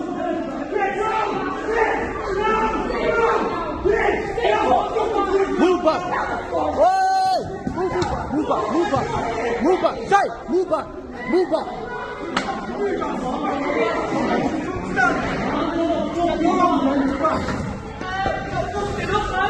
Oi! Shut up. Move back. Now, I had said on X, and I got a lot of pushback from parliamentary members of the Conservative Party. Younes, stop fanning around with your camera. You're making noise. And this woman here clearly has the broken nose because you can see blood on her running down her nose. And by the way, my heart absolutely goes out to her in that scenario to be smacked by a bloke, if indeed she was, as is alleged. And Manchester Police say that, Greater Manchester Police. Now, I seeing her though dawdle about like that, and she's just saying, get back. She's clearly in a daze from it all, so I've got sympathy to that effect. But it sort of reminded me of the Trump Secret Service member during Trump's assassination attempt, who was sort of crawling behind them, almost like playing the role of a Secret Service member as opposed to actually doing one. And I do worry that maybe they're hiring people that aren't particularly suited to roles like this. Now, if you think that's unfair, let me know. I'm open to being proven wrong. Like, am I being totally unfair on this? Maybe I am. But putting that to one side, I'll come back to that. I wonder, Younes, are you sort of, whose side are you on here? Because some people are saying that's a completely disproportionate use of police power. Or do you think actually if you don't comply with police requests and you go around smacking police officers, that actually maybe you should expect to get tasered and expect a boot to the head to get your head down on the ground to actually comply with the law enforcement? Well, it doesn't look, Yeah, in terms of optics, it doesn't look great for the police because the guy's already down, he's already been arrested. I understand if you're in a different situation, the guy's running away or the guy's on his feet or he tries to attack you, then of course you need to be firm. I believe in strong policing. And I feel like people should have a level of respect and almost fear for the police. Otherwise, you're going to lose control of your society.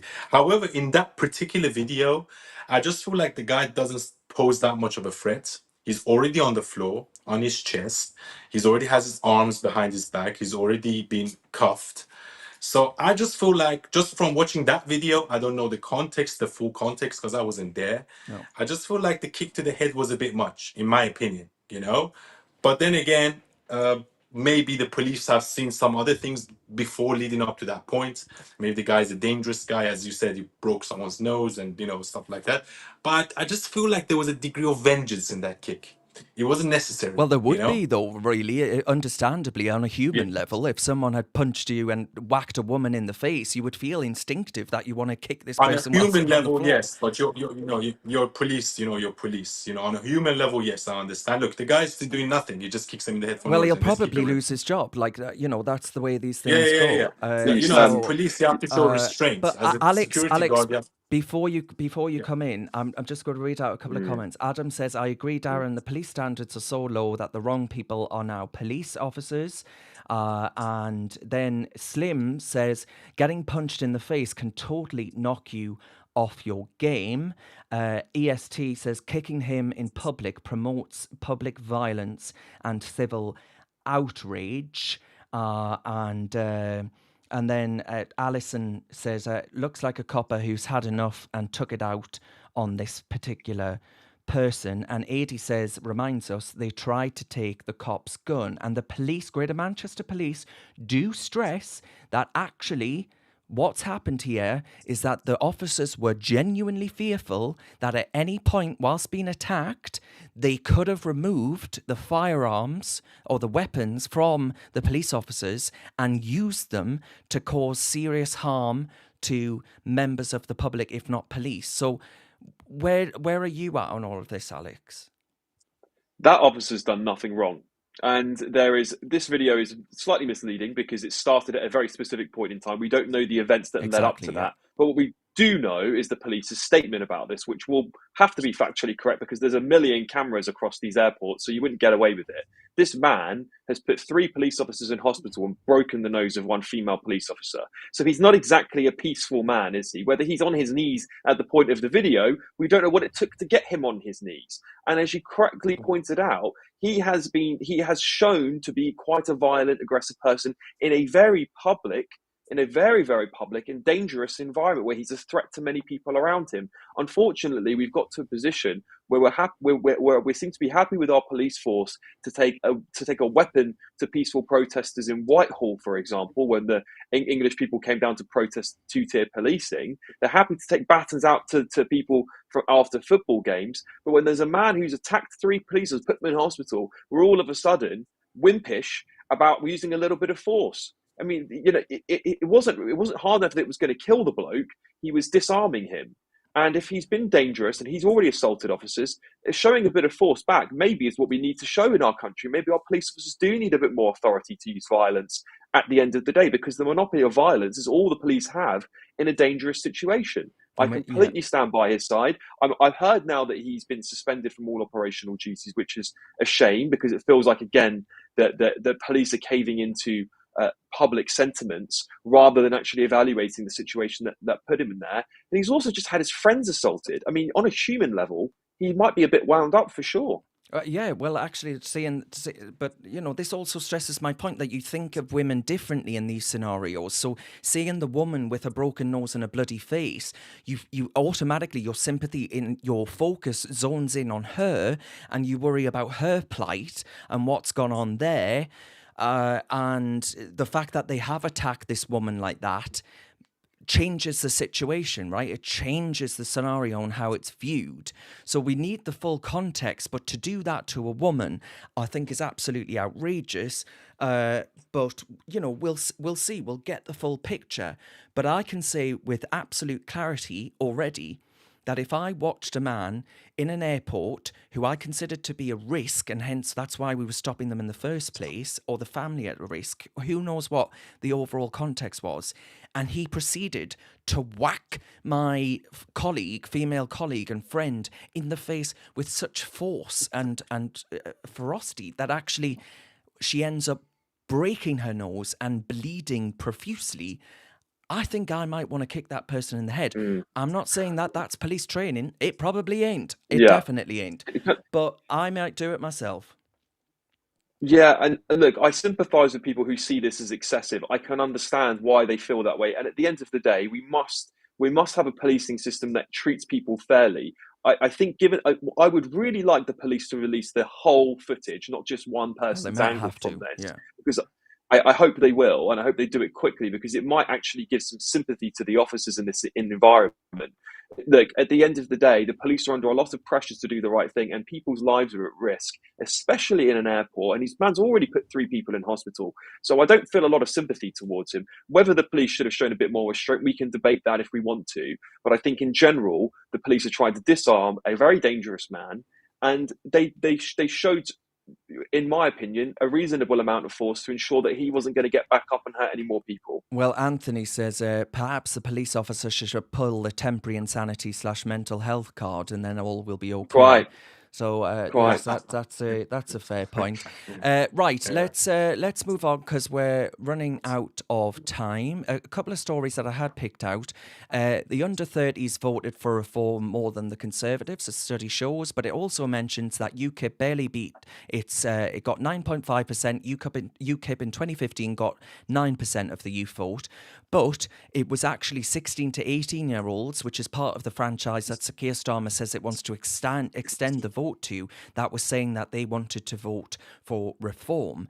They obviously don't have the vote, so that was interesting in and of itself, but I thought I would just highlight that to viewers. So they did beat the Conservatives when it comes to the youth vote. There has been, in France, a television channel removed. It's lost its TV license from terrestrial television, and the National Rally in France are saying that this is an entirely naked, politically decision, a political decision that the political left have championed to actually censor and silence a television channel that speaks to voters and people that perhaps the traditional and established left do not like. And I'm telling you right now, there is a certain television channel in this country that is going to face similar things.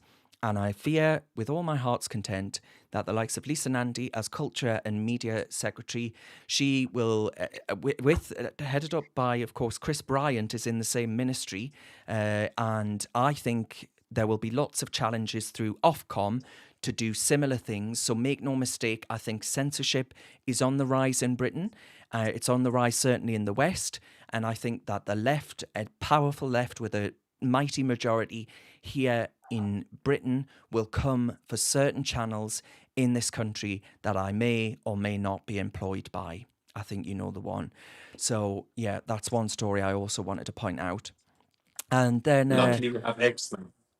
well, yeah, Luckily, we have Elon Musk. and that leads me nicely on to Elon Musk. Because Yes. Elon gave this interview, yeah, thank God for Elon Musk and thank God for X. If anyone is on other platforms other than X, I urge you to get on it. I urge you to support Elon Musk and what he's doing there, because there are European campaigns. The European Union is trying to get rid of him, and they want X to be censored, shut down in the same way that they've managed to cut out the likes of Facebook, Instagram, YouTube, and all these other big tech giants. But I was really moved by this part of an interview that Elon undertook with Jordan Peterson, who through the Daily Wire platform interviewed Elon. And Elon was speaking about one of his children. And this is what he had to say. And I thought it was really poignant, really powerful, and highlighted a really, really important phenomena that's going on throughout the West. Gender affirming care, which is child mutilation and sterilization. Yeah. It happened to one of my older boys. I was essentially tricked into signing documents for one of my older boys, Xavier. You know, I was told, Xavier might commit suicide if, it wasn't explained to me that puberty blockers are actually just sterilization drugs. And so I lost my son, essentially. They call it dead naming for a reason. Yeah, All right. So the reason it's called dead naming is because your son is dead. So my son Xavier is dead, killed by the woke mind virus. So I vowed to destroy the woke mind virus after that. And we're making some progress. It's incredibly evil. And I agree with you that people that have been promoting this should go to prison. Gender affirming. So, yeah, he concludes there saying that people promoting this should go to prison. He speaks about his son going through the woke mind virus that's pushing gender ideology and all these other things. And actually, Elon, I feel for him really profoundly, because the problem with a lot of these people that have allowed their children to actually be placed on these generally irreversible treatments, whether it be hormone blockers, whether it be far worse and be mastectomies or other surgical interventions in the name of trans ideology, the problem is that you aren't ever going to want to admit that you have allowed your child to be experimented upon like they're some kind of glorified lab rat with a Pride Progress flag. So for Elon to actually admit that he made a mistake and he wants to fight against ideology that lost Xavier to him, one of his eldest children, that must be incredibly heartbreaking. And I think it's incredibly brave of him to actually admit that, Younes. Yes, 100%. I'm a big admirer of Elon Musk. I feel like he's one of a kind individual. Just look at what he's done in his career.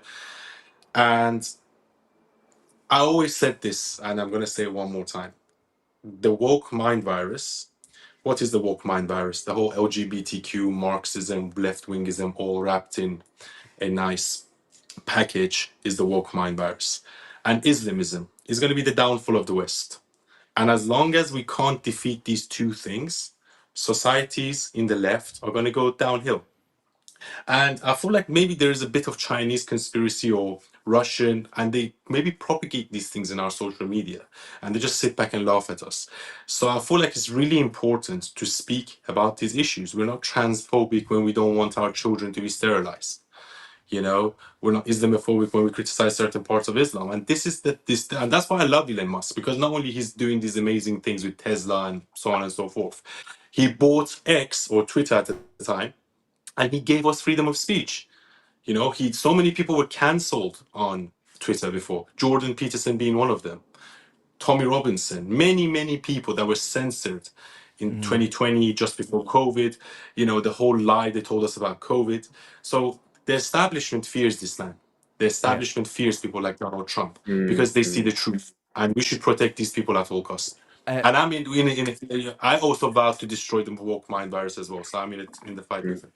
Alex, Earthstick on YouTube says, what a thing to say about your son, though, that he is dead. I Yeah. don't think that's what he's saying. I think that he's saying his son, as we know him, has died because he's been captured by this ideology that actually may end up leading to, if it hasn't already, surgical intervention, medical treatments, all these other things.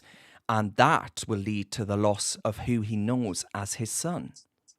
The reference that Elon's making is dead naming, and dead naming is a term in the trans community for people that have transitioned from male to female, that your male son is dead. It's a dead name, so don't call me my dead name, like Tom to, I don't know, Hannah, for example. You call me my new name, Hannah. That's the point that Elon Musk is making. The phrase dead naming is because this person feels like their prior identity is now dead and they have a new one. And so he's not wrong to say that. And that's exactly what the trans community want you to do. If anyone's ever watched documentaries on cults, what they do is they draw people in and they get you to cut off the people that love you the most, and they tell you your family is dead to you. They don't love you. They want you to break all ties with them because they're the only people that can draw you back in. So this is exactly what Elon Musk is saying. He's exactly spot on. These trans cult is trying to break up good, loving connections with people and turn their loved ones against them. And it does that through its ideology, and it's deliberately targeting children who are vulnerable, and it's sterilizing them so they can't. And these puberty blockers, as we know, may have cancerous elements to them. The lies these medical professionals will tell people just to get their child to transition. One of them was that his son was going to commit suicide. What a disgusting thing to say! And we know the data doesn't support that. No, it's a lie. It's a lie. It's a lie used to actually cow people into acceptance of this. It's a lie that parents are told to actually allow this to happen to their children, and that's what makes it so completely repulsive. I'm with Elon all the way. He's a hero, I think, in my opinion. Just finally, to have a bit of fun, there was this clip of a woman who is of the name of, she's the mother of a woman called Cressida Gethin. Now, Cressida Gethin is a 22-year-old Just Stop Oil activist from Leafy, Hertfordshire, pretty nice part of the world, and she's been sentenced to 4 years in the slammer. Now, her mother gave a speech, and in this speech, she's shedding tears, and she pleads for sympathy. Please, she says. Sympathy for poor Cressy, little Cressida, 'cause she's going to miss her brother's wedding. And I say, well, how about all those who missed the weddings, they missed the funerals, they missed the crucial cancer treatments, they missed other life events, thanks to poor little Cressy and her self-centered arrogance and contempt for the public. It's her way or the highway, and I put the emphasis on highway because that's what they did. They blocked a damn highway.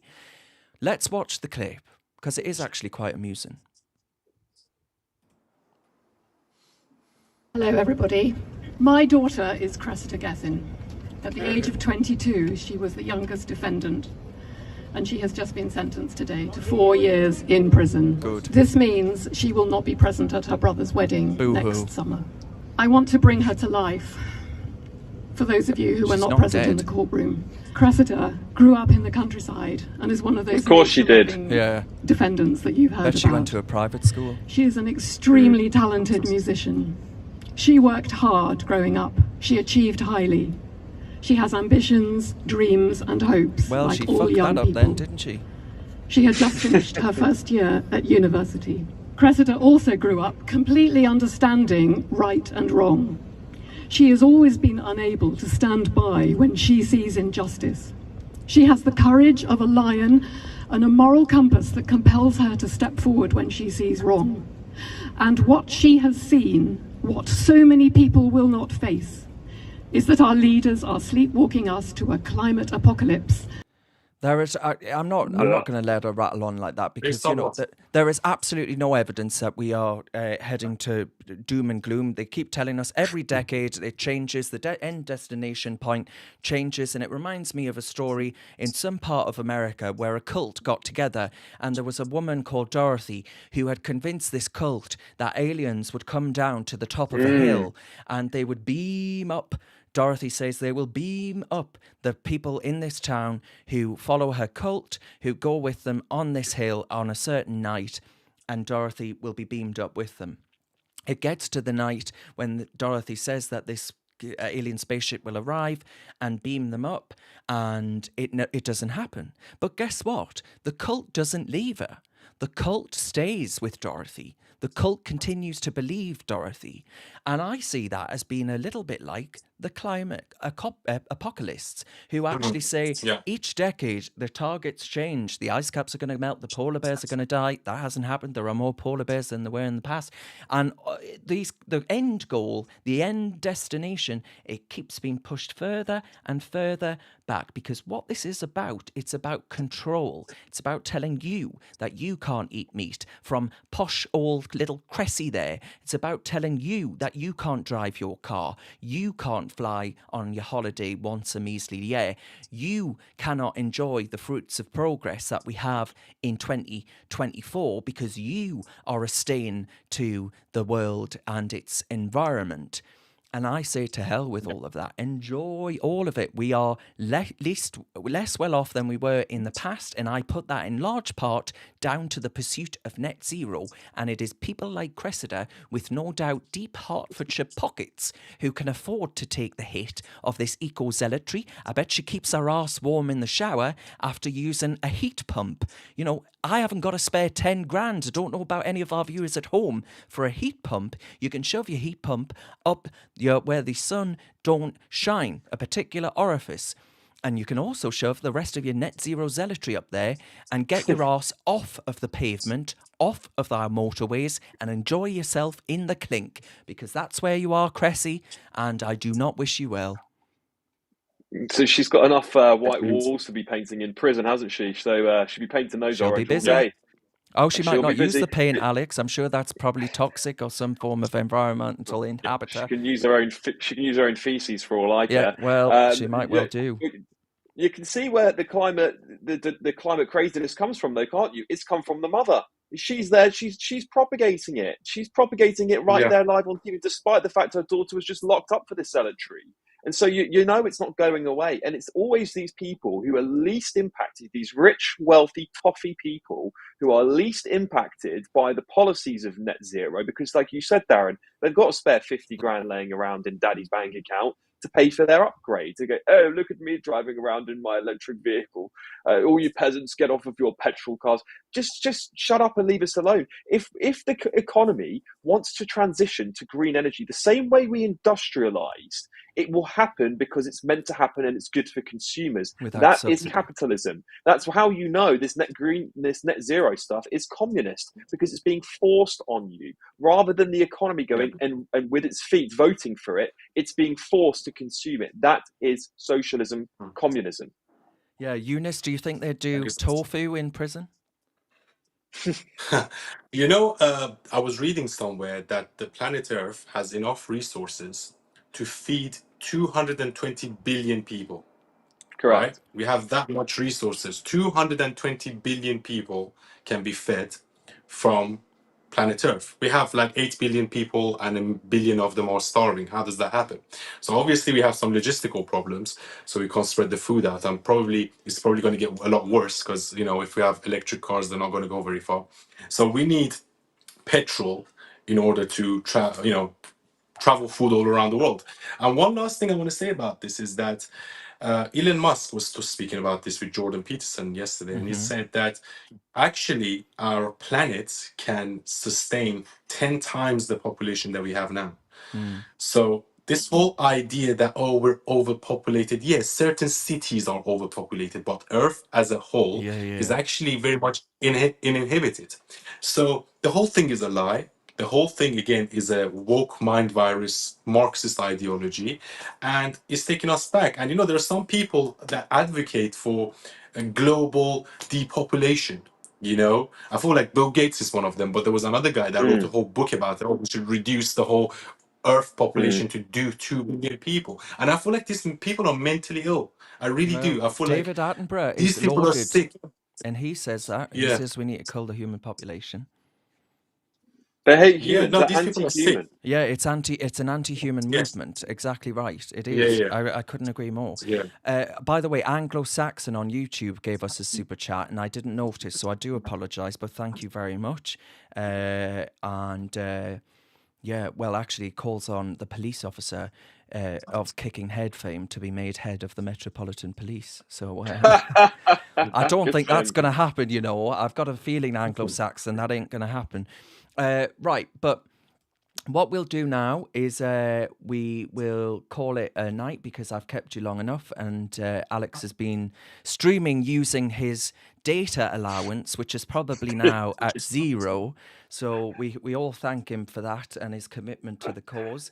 And I thank you at home for your commitment to the cause, for tuning in, getting involved. Please do consider supporting Reasoned in any way that you can. It really does help. Subscribe to us on YouTube and keep battling on, because my God, what one hell of a battle we really do have on all of the issues that we've mentioned tonight.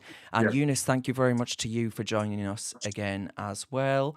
We'll see you all next week at somewhere around 7 p.m. It never is 7 p.m, but we'll try. I do aim for it, I promise. I aim for a lot of things.